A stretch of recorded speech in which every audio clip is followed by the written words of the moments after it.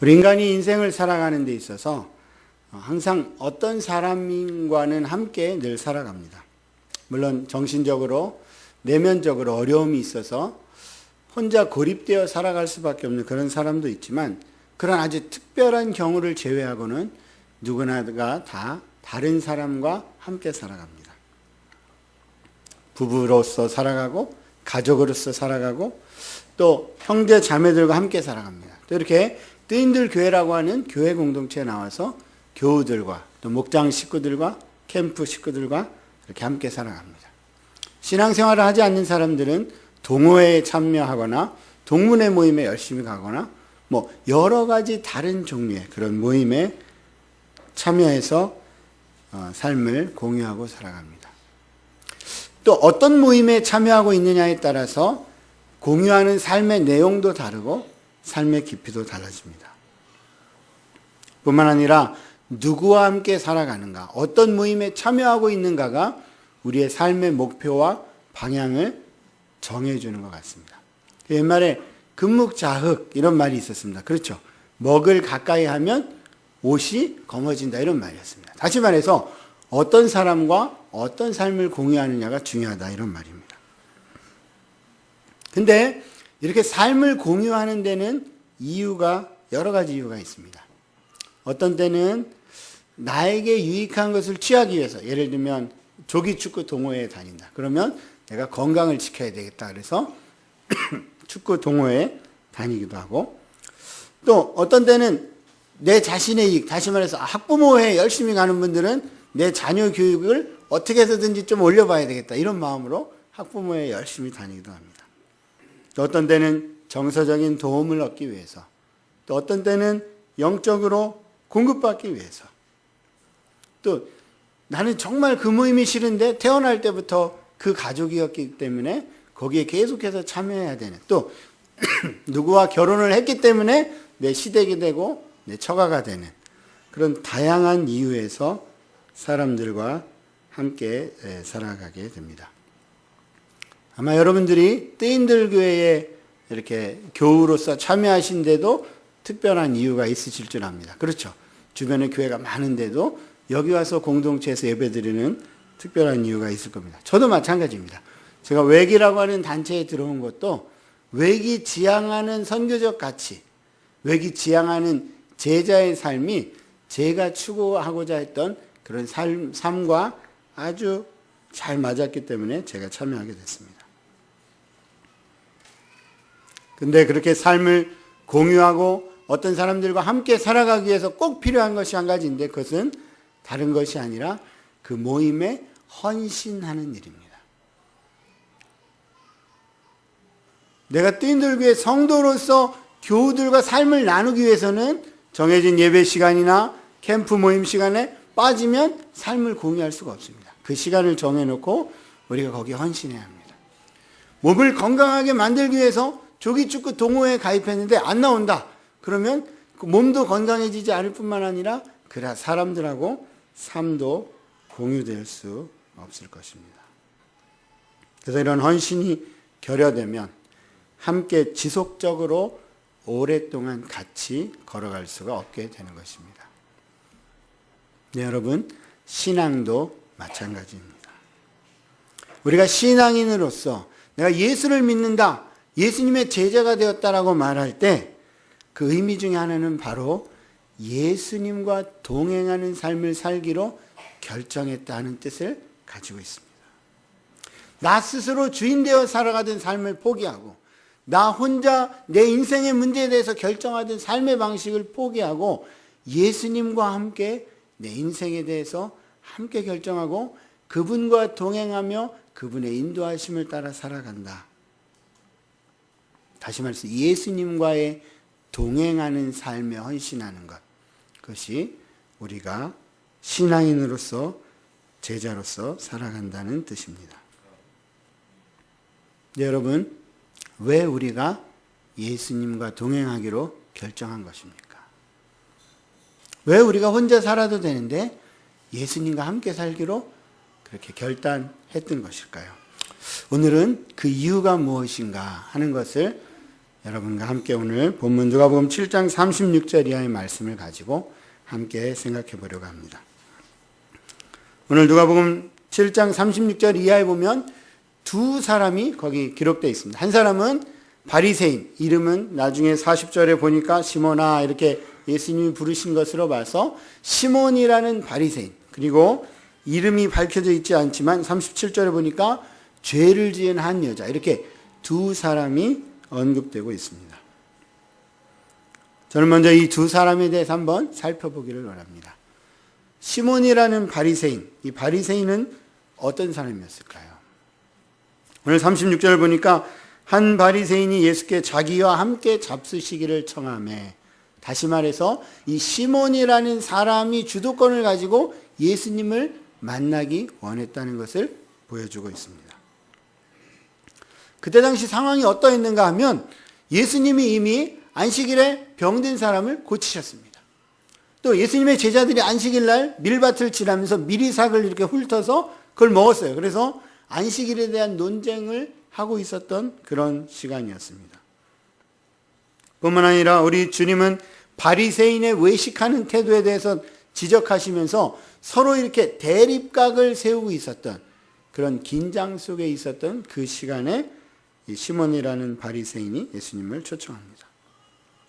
오늘 문맥 바로 앞에 31절에 보니까 주님이 바리새인과 종교 지도자들을 향해서 이렇게 말씀하십니다. 내가 이 세대의 사람을 무엇으로 비유할까? 비유하건대 아이들이 장터에 앉아 서로 불러 이르되 우리가 너희를 향하여 피리를 불어도 너희가 춤추지 않고 우리가 곡하여도 너희가 울지 아니함과 같도다, 이렇게 말했습니다. 다시 말해서 바리새인에 대해서, 종교 지도자들에 대해서 예수님은 계속해서 그러한 잘못을 지적하시고 있는 그런 상황 가운데 이 바리새인이 예수님을 초대했다는 것은 굉장히 독특한 사건이라고 볼 수 있습니다. 성경 다른 곳에 찾아봐도 바리새인과 예수님 함께 이렇게 식사를 하면서 교제했다라는 기록을 찾기가 어려울 정도로 굉장히 놀라운 일이었습니다. 자, 함께 음식을 먹는다. 어떤 뜻을 가질까요? 자, 우리 한국에서 함께 음식을 먹었다. 그러면 무슨 뜻이죠? 친밀하다, 이런 뜻입니다. 그렇죠? 함께 음식을 먹자고 초대했다. 그럼 어떤 뜻이에요? 좀 저는 당신의 친구가 되고 싶어요, 이런 말입니다. 제가 일했던 선교지에서도 음식을 먹는 일이 굉장히 중요합니다. 음식을 같이 먹으면 친형제가 되는 것으로 이렇게 생각을 합니다. 이때 당시 예수님이 사셨을 당시에 유대와 중동의 문화는 어떤 문화였냐면 함께 밥을 먹은 사람은 형제로 여기는 그런 문화였어요. 중동 속담에 그런 말이 있습니다. 함께 소금을 먹은 사람은 형제요 자매다, 이런 속담이 있습니다. 무슨 말이에요? 함께 소금을 먹었다. 뭐예요? 음식에는 소금이 들어가 있습니다. 그렇죠? 그렇게 음식을 서로 한 테이블에서 먹은 사람은 형제요 자매다. 예전에 그런 일이 있었다고 합니다. 어떤 선교사님, 중동 선교사님인데 자기가 어려움에 처했습니다. 근데 어려움에 처했는데 도움 받을 길이 없었어요. 그래서 자기랑 같이 식탁 교제했던 중동 현지인을 찾아가서 야, 우리가 같이 소금을 먹은 사이인데 네가 날 좀 도와주면 안 되겠냐? 내가 이런 문제가 있다. 그랬더니 그럼 당신이 내 형제인데, 왜냐하면 소금을 같이 먹었기 때문에. 그럴 정도로 이 바리새인의 초대는 굉장한 의미를 가지고 있었습니다. 여러분, 바리새인 그러면 어떤 생각이 드세요? 바리새인 그러면 아마 우리 예수 믿는 사람 치고 바리새인에 대해 모르는 사람은 없을 것입니다. 아마 외식하는 사람, 겉과 속이 다른 사람, 타락한 종교인, 예수님을 죽음으로 몰아넣은 사람들, 이렇게 부정적인 인식을 여러분 갖고 계실 것입니다. 물론 맞습니다. 하지만 원래 바리새인들은 어떤 사람들이었는가 하면 이제 바벨론 포로에서 돌아와서 에스라가 성전을 건축하고 유대인의 부흥을 주도한 이후에 그 이후로 그런 부흥운동을 계속해서 다시 갱신하고 또 갱신하자 하는 운동의 명맥이 쭉 이어져 내려갔습니다. 그런데 그런 부흥운동, 성전을 중심으로 한 이스라엘의 부흥운동을 주도했던 사람들 중에 한 분파가 바리새인이었습니다. 이 바리새인들의 신앙은 어떠했는가 하냐면 하나님의 유일하심, 또 하나님의 거룩하심을 강조하는 그런 분파 중에 하나였습니다. 뿐만 아니라 11조와 구제와 금식, 원래 이스라엘에는 속죄일에만 금식하면 되도록 되어 있는 게 원래 이스라엘 율법이었는데 이 바리새인들은 일주일에 이틀씩 2번씩 금식을 했습니다. 뿐만 아니라 어떻게 하면 하나님의 말씀인 모세오경을 정확하게 해석해서 그것을 삶에 실천할 것인가를 고민하고 그 수행을 강조했던 아주 소수 정예의 신앙인들이었습니다. 타협하지 않고 정말로 말씀대로 한번 살아보겠다 이렇게 자기들을 구별해서 신앙생활했던 그런 사람들이었습니다. 그러면 예수님께 비판받을 일이 없는데, 그렇죠? 만약 그렇다면. 심지어 어느 정도였냐면 바리새인이 아닌 사람에게 가서 물건을 사질 않았어요. 왜냐하면 내가 바리새인이 아닌 사람한테 물건을 샀는데 그 사람이 11조를 안 내면 하나님께 내가 범죄한 게 된다 이렇게 생각을 했기 때문에 바리새인인 사람만 찾아다니면서 물건을 살 정도로 율법을 철저히 지키고자 노력했던 사람들이었어요. 근데 예수님은 어떠셨어요? 예수님은 술과 포도주를 술이 포도주와 음식을 즐겨 드시고 금식할 이유가 없다 이렇게 말씀하셨고, 세리와 죄인들, 바리새인은 가지조차 않고 만나지도 않고 상종도 않는 그런 사람들과 함께 친구가 되고 함께 식탁에 앉아서 식사를 하셨던 예수님이셨기 때문에, 그래서 이런 바리새인 시몬의 초청은 그때 당시의 상식을 뛰어넘어서 예수님께 나왔던 그런 사건이었습니다. 예수님도 마찬가지이셨습니다. 예수님도 자기가 비판하고 그들에게 회개하라고 꾸짖었던 바리새인이지만 그가 예수님께 나왔을 때 아무 조건 없이 그 집에 찾아가서 만나주시고 예수님의 사랑을 그에게도 나눠주시려고 예수님은 하셨던 것입니다. 저는 오늘 이 장면이 바로 예수님이 그 어떤 사람, 고아와 과부와 창녀와만 친구가 되는 것이 아니라 이런 바리새인조차도 예수님이 비판하고 회개하라고 꾸짖었던 사람들조차도 주님께 나오면 그 사람을 받아주시고 사랑해 주신다 하는 그런 귀한 사건이라고 생각을 해봅니다. 저는 원래 이런 바리새인 같은 사람이었습니다. 제가 이제 저희 집안 이야기를 잠깐 하면 저희 집은 원래 1930년대부터 신앙생활하는 그런 집이었습니다. 제가 이제 4대째 신앙생활하는 집이었기 때문에 어려서부터 주일날 해서는 안 될 일에 대해서 제가 제 기억이 생각날 때를 거슬러 올라가 보면 그때부터 항상 배웠던 게 주일날 뭘 하면 안 되는가, 뭐 과자를 사 먹지 말 것, 뭐 뭘 하지 말 것 해서 이렇게 할아버지가 늘 가르쳐 주셨어요. 또 그랬기 때문에 늘 교회가 제 삶이고 제 삶이 교회 가는 것이었을 정도로 당연히 교회 가야 되는 것으로 이렇게 생각하고 살았습니다. 그래서 어려서 어떤 교회 다니지 않는 사람들 이렇게 보면 제 안에 저 지옥불에 떨어질 사람들, 그런 마음을 제가 가질 정도로 그런 신앙교육을 받고 자랐던 것을 저는 기억해 봅니다. 근데 제가 나중에 예수님을 깊이 만나고 나서 돌이켜 생각해 보니까 제 신앙의 선조였던 우리 할아버지나 아버지는 저에게 그렇게 주일날 해서는 안 되는 이유에 대해서 깨닫기를 원하셨던 것 같아요.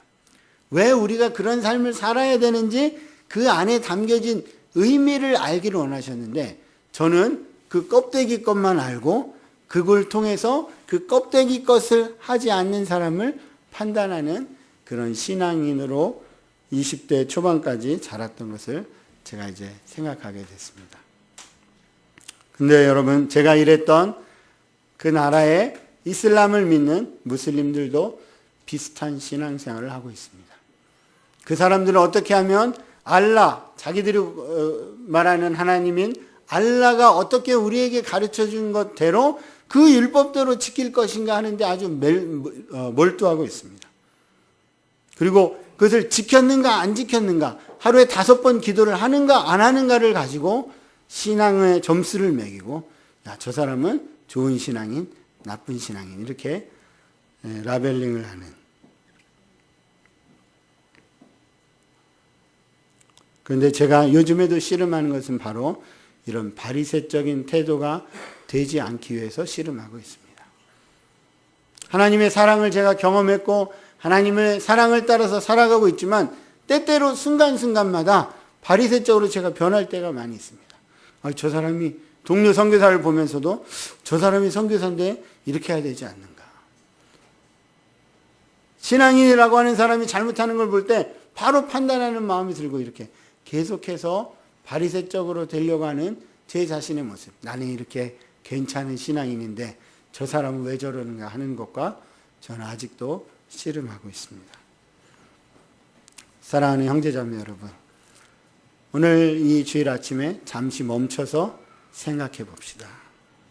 혹시 내 안에 이런 바리새인과 같은 그런 태도는 존재하고 있지 않는가? 내가 예수님의 사랑을 실천하는 제자여야 되는데 그 사랑을 실천하는 것보다 더 종교적인 행동을 중요하게 여기고 살고 있는 부분은 있지 않는가? 거꾸로 예수님도 바리새인과 같은 사람을 만나주셨고 그 사람의 식탁 초대에 응했는데, 내가 생각할 때 저 사람은 바리새적이야 라고 생각하는 그 사람에 대해서 나는 어떤 태도를 가지고 있는가? 예수님처럼 나는 과연 그들도 내가 사랑해야 할 사람으로 생각하고 받아주고 있는가?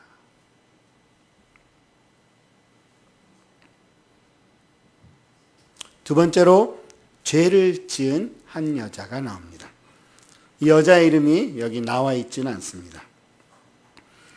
성경학자들의 많은 사람들은 아마 이 사람이 막달라 마리아였을 것이다, 그런 해석을 하기도 하지만 확실하게 이 사람이 막달라 마리아였다라는 근거는 성경 그 어디에도 존재하지 않습니다. 다만 여기 죄를 지은 한 여자, 옛날 성경, 개역 성경은 죄인인 한 여자 이렇게 되어 있는 것을 보면 아마 그 동네 사람들이 모두가 다 아는 그런 종류의 행실이 좋지 않은 여자였다는 것은 확실한 것 같습니다. 그때 당시에 이렇게 모든 동네 사람이 죄인이라고 할 수 있었던 범죄는 성적인 범죄에 연루되었거나 결혼에 실패했거나 하는 그런 무엇인가 여성으로서 큰 결격 사유가 있는 경우에만 해당되었다고 합니다. 그런데 이 여인은 예수님께서 바리새인인 시몬의 집에 오신다는 것을 알고 미리 준비해 주었던 향유를 들고 찾아왔습니다. 예수님이 시몬의 집에 오는 것을 다 용의주도하게 알고 있었던 것을 보면 이 여인은 그 전에 아마 예수님을 만났을 것이고, 그리고 그 이후에 예수님이 어떻게 무엇을 하고 다니시는가 이렇게 관심을 많이 기울였던 그런 여인이었던 것 같습니다. 왜냐하면 우리 신약성경에 예수님을 만난 사람의 대부분은 자기 일 하다가 만난 경우가 많습니다. 그렇죠? 자, 소경 바디메오는 자기 일인 국어를 하다가 예수님을 만났습니다. 베드로는 자기 일인 고기를 잡다가 예수님을 만났습니다. 그래서 무언가를 준비해서 만난 사람이 없었습니다. 그런데 이 여인은 향유, 아주 값비싼 향유를 잘 준비해 두었다가 예수님이 시몬의 집에 오신다는 것을 알고 찾아간 것을 보면 아마도 그 이전에 예수님이 어떤 분인가 만나서 알고 있었을 것 같습니다.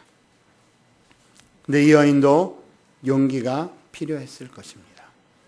바리새인은 죄인과 상종하지 않는데 거기에 그 집에 찾아가서 향유를 들고 찾아간다는 것, 아마 돌로 맞는 것을 감수하고도 내가 예수님께 나아가야 되겠다. 왜냐하면 이 여인은 예수님을 정말로 만나고 싶었기 때문에. 여러분은 주님께 나오는데 어떠한 마음을 갖고 나오십니까? 여러분은 주님께 나아갈 때 어떤 마음의 결단을 가지고 나아가십니까?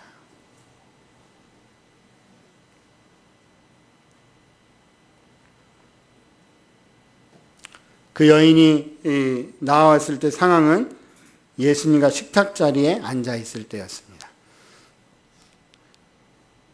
지금도 그렇지만 중동과 이스라엘의 식탁은 원래 식탁이 없습니다. 이렇게 천 같은 것을 바닥에 깔아놓고 주변에 둘러앉아서 밥을 먹는데, 이렇게 우리는 1인용 방석을 사용하잖아요. 그런데 한 사람이 누울 정도의 기다란 방석을 깔고 그 뒤에 등받이가 있습니다.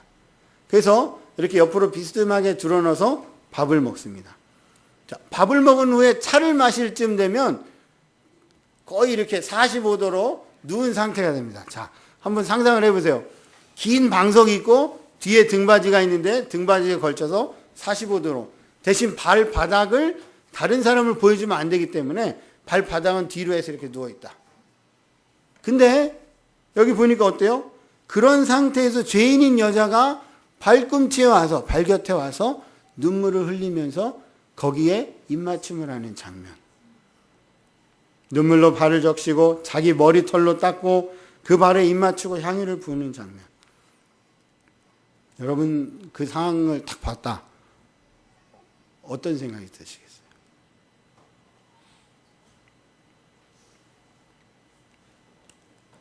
시몬은 즉각적으로 반응했습니다. 비록 그가 입을 열어서 말하진 않았지만 아주 흥미롭게 테스트하는 심정으로 이렇게 생각했던 것 같아요. 이 사람이 만약 선지자라면 자기를 만진 이 여인이 누군지 알았을 텐데, 죄인인 줄 알았을 텐데, 그러면서 어디 두고 보자, 아나 모르나, 이런 마음으로 시몬의 반응은 마음 가운데 그런 반응을 보이면서 예수님을 보고 있었습니다. 시몬이 이렇게 반응한 것을 보면 예수님을 선지자 정도로 생각을 하고 있었던 것 같아요. 근데 선지자라면 이렇게 말한 걸 보면 선지자인지 확신을 가지고 있지는 못했던 것 같습니다. 여러분, 우리도 마찬가지입니다. 어떤 상황 가운데 처할 때 그 마음 가운데 어떤 반응이 일어날 때, 우리 마음 가운데 저런 일이 있을 수가 하고 반응이 일어날 때 그 첫 번째 반응은 평소에 우리의 잠재의식 속에 우리가 생각하고 있던 것이 먼저 튀어나오게 됩니다. 마치 시몬이 이 사람이 선지자일까 아닐까 라고 생각하고 있었는데, 선지자라면 자기를 만지는 이 여인이 죄인인 줄 알았을 텐데 이렇게 생각했던 것처럼 우리들에게도 신앙인으로서 살아가는 동안에 어떤 것을 결정하려고 할 때 첫 번째 나오는 생각은 우리의 잠재의식 속에 들어있었던 그런 생각이 튀어나온다는 것입니다. 여러분 혹시 최근에라도 주변에 있는 우리 형제 자매의 삶을 보면서, 아니 우리 가족 중에 어떤 한 사람의 삶을 보면서, 아니 저 사람이 어떻게 저럴 수가, 아니 저 사람이 어떻게 나한테 그럴 수가, 이런 생각이 만약 여러분 마음 가운데 올라왔던 적이 있으면 한번 질문해 보십시오. 왜 나는 그런 생각이 먼저 나왔을까? 자, 아까 45도로 누워서 거기 여자가 와서 입 맞추고 하는 장면을 볼 때 내가 거기 있었으면 어떻게 됐을까? 제가 질문을 던졌습니다. 다른 생각할 수도 있었을 텐데 시몬은 금방 이렇게 반응했던 것. 왜냐하면 바로 시몬은 예수님을 만나긴 만나고 초대하긴 했지만 그냥 선지자 정도, 내가 좀 따를 만한 선생님 정도로만 생각했기 때문에 그렇게 반응을 할 수밖에 없었던 것입니다. 왜 죄를 지은 여인은 이렇게 반응했을까요? 왜 그 자리에 찾아와서 눈물을 엉엉 울면서 자기가 정말로 소중하게 여겼던 그 향유를 부었을까요? 여러분, 어떤 때 여러분이 제일 귀하게 여기는 것을 기꺼이 다른 사람을 위해서 주고 싶어집니까? 여러분이 정말로 소중하게 여기는, 그게 돈일 수도 있고 집일 수도 있고 그 어떤 것이라도 내가 죽기를 각오하고 내 몸이 부서지는 한이 있다 해도 저 사람한테 이걸 해줘야 돼. 언제 그런 마음이 드세요? 그 사람에게 내가 큰 은혜를 입었을 때 우리는 그런 반응을 보이게 됩니다. 마찬가지입니다. 이 죄인인 이 여인은 예수님께 받은 그 어떤 것 때문에 자기가 너무나도 소중하게 여기는 그 향유를 가지고 와서 주님께 드리고자 했던 것입니다. 저희가 이제 선교지에 있을 때 샤리라는 어떤 자매가 있었습니다. 이 자매는 저희가 병원에서 일하면서 처음으로 전도한 그런 사람이었습니다. 근데 이 자매는 저희가 막 전도를 하려고 해서 한 게 아니라 저희가 출근을 했는데 제 아내에게 이 자매가 찾아와서 이렇게 물었습니다. 혹시 성경을 가르쳐 줄 수 있는 사람을 알고 계세요? 이렇게 물어봤어요. 그래서 저희가 아무 대답을 안 했습니다. 왜냐하면 저희가 일했던 나라는 종교 경찰이 있어요. 그래서 선교사들한테 와가지고 성경책을 달라. 내가 성경 공부하고 싶다. 이렇게 하고는 나중에 뒤로 신고하는 그런 사람들이 있습니다. 그래서 혹시라도 이 자매가 그런 사람일까 봐서 아무 대답을 안 했습니다. 그 다음 주에 갔는데 또 제 아내에게 그 자매가 물어보더래요. 그래서 성경을 가르쳐 줄 수 있는 사람을 찾아봤어요? 이렇게 물어보더래요. 그래서 너무 이상하잖아요. 그렇죠? 한 번도 아니고 두 번씩이나 계속 물어보니까 그래서 저희가 아내하고 저하고 이야기를 하다가 야 혹시 비밀 경찰이어서 우리가 쫓겨나거나 한국으로 돌아가게 되면 여기 살기도 힘든데 주의 뜻인지 알고 가면 되지 않겠냐. 그렇게 말하고 그 자매를 초대를 했습니다. 초대를 해서 왜 성경을 배우고 싶어 하냐 이렇게 물어봤더니 이 자매가 하는 말이 사실은 내가 벌써 8년째 과부로 살고 있습니다. 딸 하나를 데리고 과부로 살고 있는데 자기 남편은 이슬람 원리주의자들이 자기 마을에 와서 한 종족을 학살한 날이 있는데 그 종족 학살을 할 때 시장에 빵 사러 갔다가 시신도 찾지 못했다는 거예요. 그리고는 8년째 자기가 혼자 과부로 사는데 과부로서 이슬람권에서 사는 게 얼마나 힘들던지 내가 돈을 많이 벌면 삶이 나아질까. 이 여자가 간호사이면서 산파였어요. 그래서 아이를 많이 받아주고 돈을 열심히 벌었는데 마음에 별로 만족함이 없더랍니다. 안 되겠다. 내가 시집을 가야 되겠다. 이슬람에서는 4명 부인을 얻을 수 있잖아요. 그래서 이 사람이 내가 둘째 부인이든 셋째 부인이든 시집을 가야겠다. 넷째 부인은 자기가 아무리 생각해도 너무 심한 것 같더래요. 그래서 가급적 둘째 부인으로 시집을 가려고 이 남자도 만나고 저 남자도 만나고 동시다발적으로 여러 남자를 만났어요. 집에서는 우리 가문에 스치다 그래서 수면제를 타서 이 자매를 죽이려고까지 했어요. 왜냐하면 하도 남자를 많이 만나고 다니니까. 근데 결혼도 할 수 없고 마음에도 만족함이 없더래요. 근데 하루는 자기 고등학교 시절에 예수님이란 분이 계셔. 그러면서 미소 짓던 자기 친구가 생각이 나더랍니다.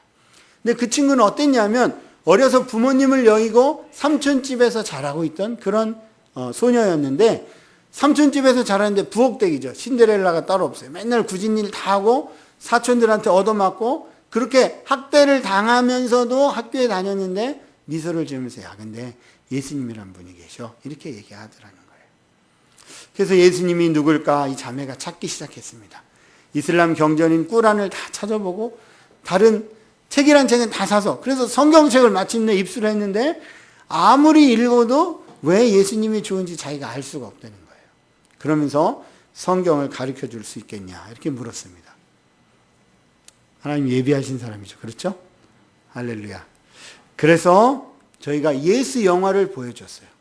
그 예수 영화는 바로 이 누가복음을 영화로 그대로 만든 거예요. 예수님이 하신 말씀이 토시 하나 안 틀리고 성경책 그대로 영화로 나옵니다. 근데 이 자매가 이 누가복음 7장 바로 오늘 봉독한 이 36절 장면이 쫙 나오는데 이 자매가 울기 시작하는 거예요. 울면서 예수님은 저런 여자도 용서해 주시나요? 그러는 거예요. 그래서 울기 시작하면서 영화를 보는데 여기부터 시작해서 이 여인이 저는 주의 깊게 안 봐서 잘 몰랐는데 이 여인이 계속 영화에 나온다는 거예요. 그러면서 중간중간에 이 자매가 아직도 저 여자가 예수님을 따라가고 있다고. 아직도 저 여자가 예수님과 함께하고 있다고 그러면서 영화를 끝까지 다 보는 거예요. 마지막에 물었습니다. 그래 예수님을 마음속에 받아들이겠냐. 그랬더니 이 자매가 하는 말이 내가 이 예수님을 그렇게 만나기 위해서 지난 2년 동안 혼자 성경을 읽었는데 오늘 내가 예수님이 누구신지 알았는데 왜 받아들이지 않겠냐. 그러면서 눈물로 예수님을 영접하는 것입니다. 할렐루야. 그리고 그 다음날 병원에 가더니 하는 말이 자기랑 처지가 비슷한 과부들을 다 불러서 한 방에 모아놓고는 야, 내가 어제 예수님이라는 분을 만났어. 그러면서 막 자기가 만난 것을 이야기를 하는 거예요. 바로 이 여인도 그런 마음으로 주님께 나왔던 것 같습니다. 내가 만난 예수님, 그분께 내가 이 향유라도 드려야지. 그런 마음으로 예수님께 나왔던 것 같아요. 그러나 시몬은 그 마음을 알 길이 없었습니다. 왜냐하면 겉으로 드러나는 종교적 행동이 그 사람의 신앙을 말해준다고 믿었기 때문에 그 여인의 마음 가운데 어떤 사랑과 열정이 있는지 알 수가 없었던 것입니다. 그래서 예수님은 시몬의 그런 마음을 아시고 41절부터 데나리온을 빚졌던 두 사람에 대해서 이야기해 주십니다. 여러분 아시는 것처럼 한 데나리온이 하루 그 땅 당시에 일해서 받을 수 있는 품삯이었습니다. 근데 두 사람이 있었는데 한 사람은 500데나리온을 빚졌고 한 사람은 50데나리온을 빚졌습니다. 근데 42절에 보니까 갚을 것이 없으므로 이렇게 말하고 있습니다. 몇 데나리온을 빚졌느냐가 아니라 두 사람 다 빚이 있는데 둘 다 갚을 능력이 없었다는 것입니다. 그래서 갚을 것이 없으므로 둘 다 탕감하여 주었다 이렇게 말씀하고 있어요. 여기서 탕감하다라는 말은 카리조마이라는 헬라어인데 이 카리조마이라는 헬라어는 값없이 준다, 은혜를 베푼다 이런 뜻이 있어요. 원래 그 말뿌리를 찾아보면 카리스, 다시 말해서 은혜, 우리가 은혜라고 말할 때 그 카리스라는 말에서부터 시작된 동사가 이 카리조마이라는 말입니다.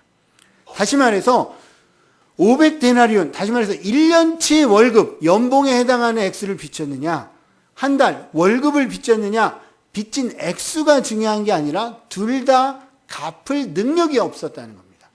둘 다 갚을 수가 없는데 그 빚의 대소에 상관없이 용서함을 받았다.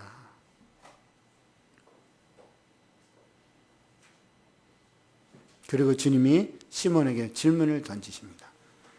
둘 중에 누가 더 그를 사랑하겠느냐. 시몬이 아주 상식적으로 답합니다. 많이 탕감을 받은 자입니다. 주님이 내 판단이 옳다 이렇게 말씀하십니다. 예수님은 상식을 사용해서 시몬에게 복음을 말씀하고 계신 것입니다. 우리 중에 그 어떤 사람도 우리 스스로의 노력으로 인해서 우리 스스로의 어떤 종교적인 활동을 통해서 하나님께로 나아갈 수 있는 사람이 없습니다. 죄의 싹은 사망이라고 분명히 성경은 우리에게 증언하고 있는데 그 죄의 싹인 사망에 대해서 우리 스스로 그것을 해결할 사람은 단 한 사람도 없다는 것입니다. 죄를 한 달치 50데나리온만큼 지었든 1년치 연봉에 해당하는 더 많은 죄인이든 죄의 경중에 상관없이 공통점은 우리가 그것을 해결하고 하나님께 스스로 갈 수 있는 사람은 그 어떤 사람도 존재하지 않다는 것입니다. 그렇기 때문에 죄의 경중에 상관없이 예수님의 십자가의 그 은혜를 내가 믿는가, 예수님의 그 십자가의 사랑을 내가 받아들이는가에 따라서 우리의 죄가 탕감받게 되고 정말로 내가 얼마만큼 죄인인가를 깊이 깨달으면 깨달을수록 더 주님께 감사하게 된다 하는 말씀입니다. 제가 아까 바리새적인 신앙인이었다 이렇게 말씀드렸는데 대학교 1학년이 됐습니다. 제가 대학교 1학년이 돼서 여전히 바리새적이었습니다. 1학년 때도 이렇게 보면서 술 먹는 친구들 제 이거 안 되고 뭐 이제 늘 그런 마음을 갖고 살고 있었습니다. 근데 대학교 1학년 때 제가 어떤 일을 했냐면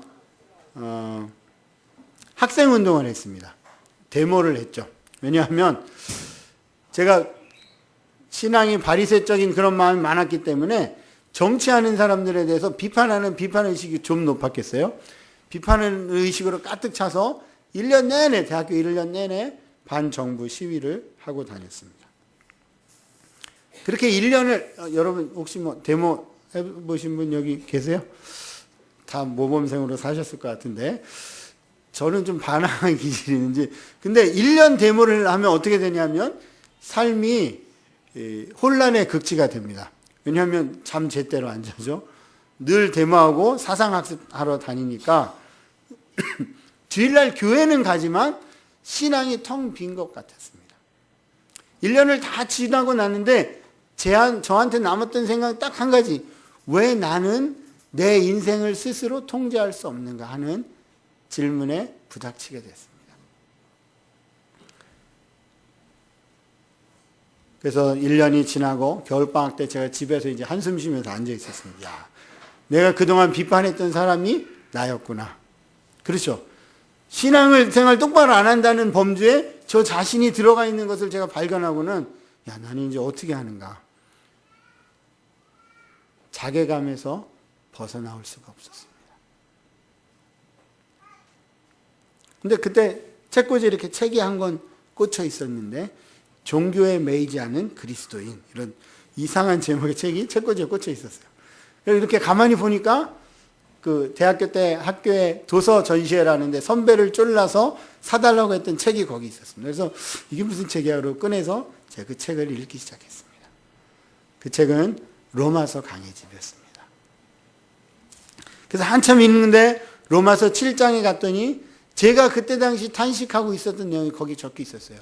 오호라, 나는 곤고한 죄아로다. 누가 이 사망의 몸에서 나를 건져내랴. 바로 제가 아무리 예수님을 믿고 싶다고는 했지만, 따른다고 했지만, 나는 어쩔 수 없구나. 내 인생도 컨트롤할 수 없는데 했던 그 마음이 거기 로마서 7장에 적혀 있는 거예요. 그래서 그 다음 장이 궁금해져서 8장으로 넘어갔습니다.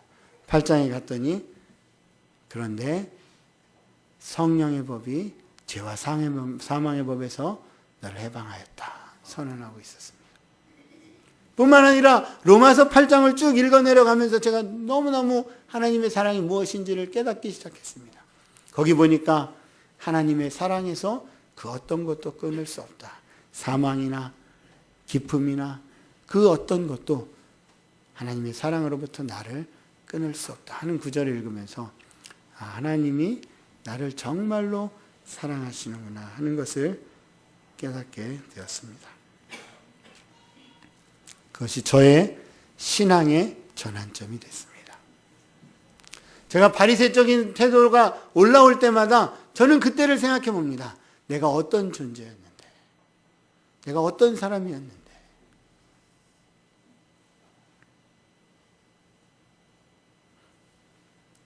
여러분 다 이렇게 주님을 만나셨죠?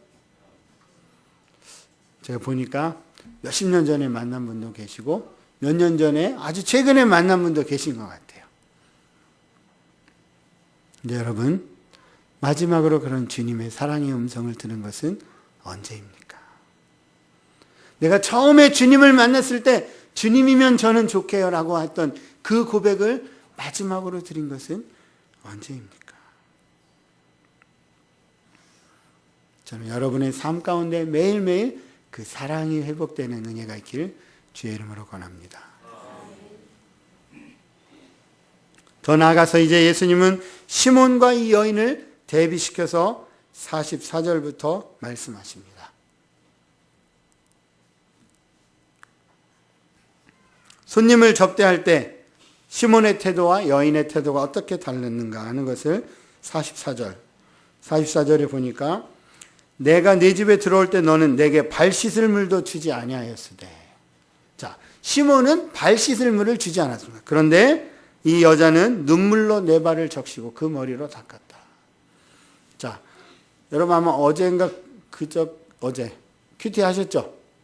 아브라함이 상수리나무 아래 있다가 3명의 사람이 오는 것을 보고 손님 접대를 극진히하는 장면 아마 묵상하신 분 계실 것입니다. 자, 아브라함이 어떻게 했냐면 먼 곳에서 온 3사람을 데려다가 자기 장막에 들어오라고 하고 발을 씻겨줬습니다. 자, 이것이 이스라엘과 중동의 아주 전통적인 손님 접대 문화인데 뭐냐면 사막을 횡단하고 광야길을 걸어오면 손하고 발이 더러워집니다. 그렇죠? 그래서 음식을 먹기 전에 음식을 손으로 먹기 때문에 손을 씻게 해주고 발을 씻게 해줍니다. 제가 이제 선교지에서 일할 때 손님 초대를 해서 가면 똑같아요. 손을 씻겨줘요. 근데 조그마한 아이가 댁에 나와서 이렇게 동그랗게 생긴 대야 같은 걸 들고 손 씻으세요. 그러고 이렇게 물을 부어줍니다. 그러면 손을 이렇게 싹 씻고 털면 절대 안 돼요. 복이 나간다고 생각하니까 털지 말고 이렇게 딱 하고 그걸 수건을 이렇게 닦고 그 다음에 이 손으로 밥을 먹는 거예요. 근데 여기 보니까 손 씻을 물을 주지 않았다. 손님 접대를 제대로 하지 않았다는 거죠.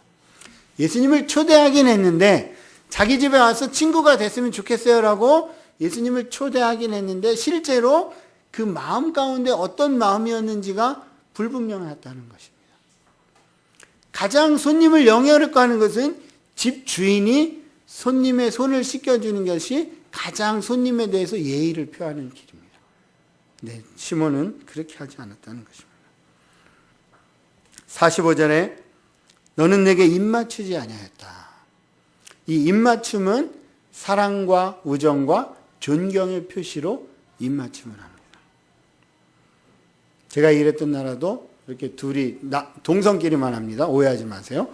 동성끼리 입맞춤을 하는데 볼에다가 이렇게 소리가 날 정도로 3번 합니다. 오른쪽, 왼쪽, 오른쪽 이렇게 3번 해요. 좀 더 존경하면 5번 합니다. 오른쪽, 왼쪽, 오른쪽, 왼쪽, 오른쪽 이렇게 5번 합니다. 더 존경하면 그렇게 한 다음에 손을 붙잡고 손에다 또 키스를 해요. 그래서 나는 당신을 이렇게 존경합니다. 표시합니다. 사도 바울 선생님도 로마서 16장에 보면 거룩한 입맞춤으로 서로 인사하라 이렇게 권유했습니다. 다시 말해서 그렇게 입맞춤을 한다는 건 내가 당신을 사랑합니다. 존경합니다. 당신 나의 친구입니다. 이 시몬은 예수님을 초대하긴 했지만 그런 마음의 중심이 없었다는 것입니다. 46절에 보니까 너는 내 머리에 감람류도 붓지 아니하였으되 이 여인은 향유를 내 발에 부었다. 감람류는 그때 당시에 음식을 할 때 쓰는 아주 일상생활에 꼭 필요한 그런 일상적인 그런 기름이었습니다. 왜 기름을 머리에 바르는가? 자, 광야를 여행해서 오면 모래바람, 먼지바람에서 머리가 막 헝클어지겠죠. 그래서 그거를 우리 기름 발라서 머리 정리하시는 분들 아마 계실지 모르는데 그런 식으로 기름을 바를 수 있도록 머리에 먼지를 씻도록 기름을 제공하는 것이 그때 당시의 손님 문화였습니다. 그런데 시몬은 그렇게 하지 않았다는 것입니다. 왜 이런 차이가 났을까요? 왜 여인과 시몬 사이에는 이렇게 똑같이 예수님을 만나긴 했는데 왜 이런 큰 차이가 있었던 것일까요? 예수님에 대한 인식이 달랐기 때문입니다. 예수님이 나에게 어떠한 분인가에 대한 자기 고백이 달랐기 때문에 그래서 그들은 예수님을 다르게 대했던 것입니다. 바리새인인 시몬은 예수님이 어떤 분인지 죄가 사함받는 것이 무엇인지 예수님을 정말로 받아들이는 것이 무엇인지 지식적으로 피상적으로는 알았지만 그의 마음 한가운데는 알지 못했던 것입니다. 하지만 여인은 예수님의 사랑이 무엇인지 내가 예수님께 나아갈 수 있다는 것이 무엇인지를 너무나도 잘 알고 있었기 때문에 감격해서 눈물을 흘리며 귀중한 옥합 그것을 깨고 예수님의 발에 부을 수가 있었던 것입니다.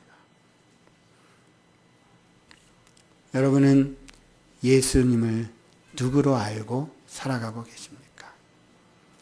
여러분은 예수님을 누구라고 고백하고 여러분의 인생을 살아가고 계십니까? 선생님이나 혹시 내가 따를 만한 가르침을 주신 분으로 거기에 멈춰 있지는 않은지 아니면 이 여인이 했던 것처럼 내 모든 걸 들여서라도 그 예수님의 사랑, 그 예수님을 따라가겠다라는 내 주인이요, 내 구속주로 알고 계신지.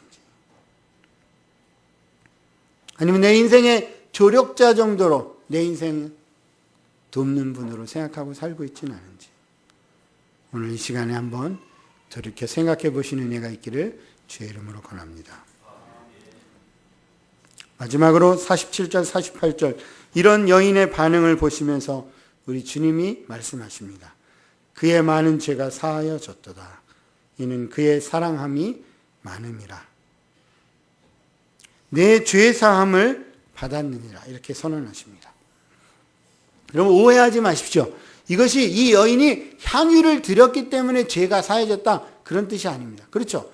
왜냐하면 우리 주님이 분명히 데나리온을 탕감받은 사람들의 비유를 말씀해 주시면서 많이 탕감받았기 때문에 사랑함이 많다라고 말씀해 주셨습니다. 다시 말해서 이 여인이 향유를 깨서 옥합을 깨서 향유를 드렸기 때문에 죄가 사해졌다는 뜻이 아니고 이 사람이 이 여인이 많이 용서받았다고 느꼈기 때문에 자기가 제일 소중히 여겼던 옥합을 깨서 예수님께 드렸다. 사랑 고백을 했다라고 주님이 말씀하시고 그것을 확인시켜 주신 말씀이 바로 47절, 48절입니다. 그러면서 그렇게 믿음의 고백을 한 그 여인, 그 믿음이 구원에 이르는 믿음임을 다시 알려주고 계십니다. 이 옥합은 어떤 의미였을까요? 이 옥합은 이 여인에게 어떤 의미였을까요? 유월절날 예수님께서 잡혀서 돌아가시기 전에 귀한 향유 옥합을 드렸던 마리아가 드렸던 마가복음 14장 3절 이하의 기록을 보면 그때 당시에 마리아가 옥합을 깨서 예수님의 머리에 기름 부른 그 향유의 가격은 한 300데나리온쯤 됐다고 합니다. 자, 300데나리온이면 1년 연봉에 해당합니다. 그렇죠? 자, 1년 연봉에 해당하는 것을 옥합에 담아서 보관하고 있었다면 아마 그것은 이 여인이 그 어떤 사람에게도 줄 수 없는 굉장히 아끼던 그런 거였을 거예요. 또 이 옥합은 아마도 이 여인의 어떤 과거 행적을 통해서 축적된 그 어떤 것이었을 가능성도 있습니다.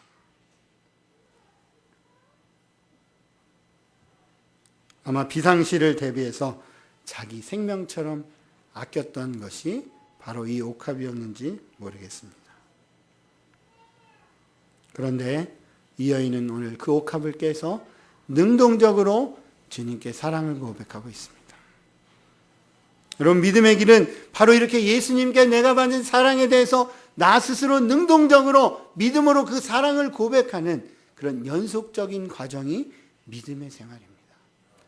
제자로서 살아간다는 것은 다른 것이 아니라 내가 예수님께 받은 사랑이 너무 크기 때문에 내가 제일로 소중하게 여기는 그것을 주님께 드리겠다. 그것이 무엇이든지 시간이든 재물이든 자녀든 그 무엇이든 상관없이 내가 그것을 주님 앞에 드리겠다라는 믿음의 고백인 것입니다. 바로 이렇게 내가 받은 용서가 얼마나 큰지를 깨닫고 주님께 나아가는 것. 그런 하나님의 사랑 가운데 그런 사랑의 임재 가운데 나아가는 것을 첫 번째 삶의 우선순위로 두는 것. 그것이 바로 제자의 삶의 기초이자 능력의 원천이 될 줄로 믿습니다.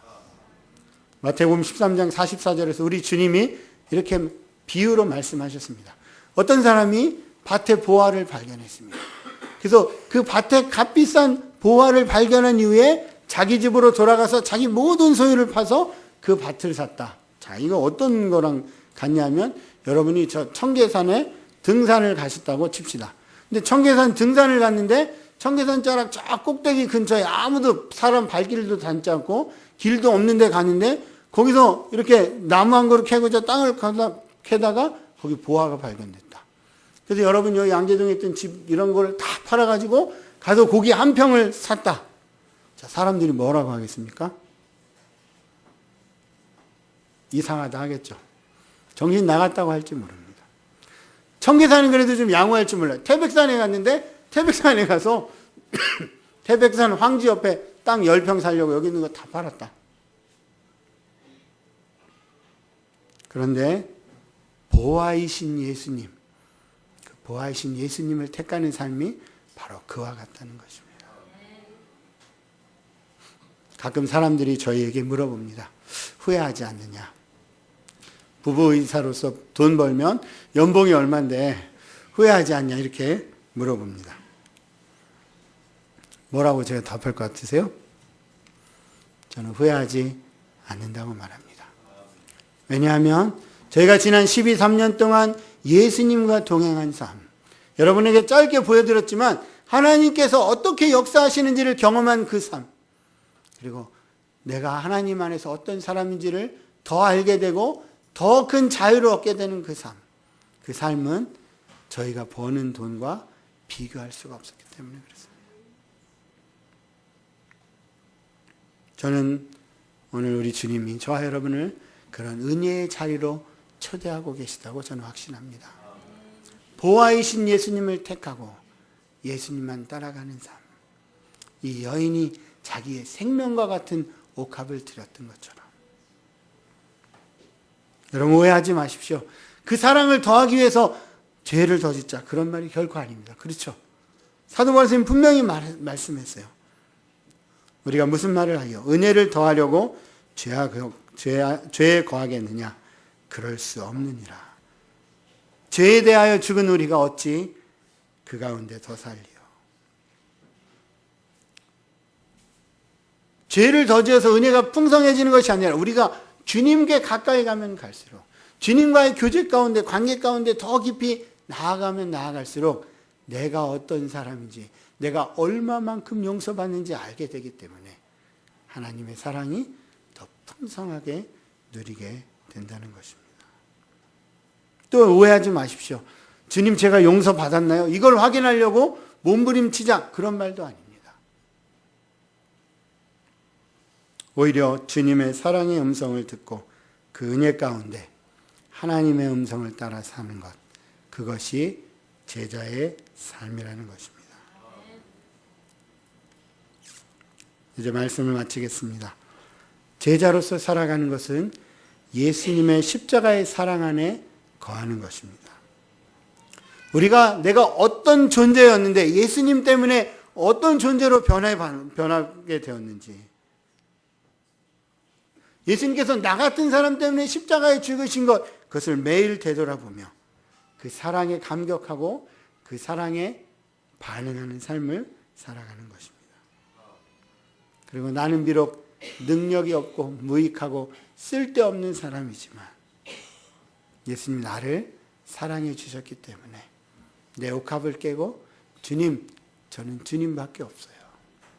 주님, 정말 주님을 제가 사랑해요.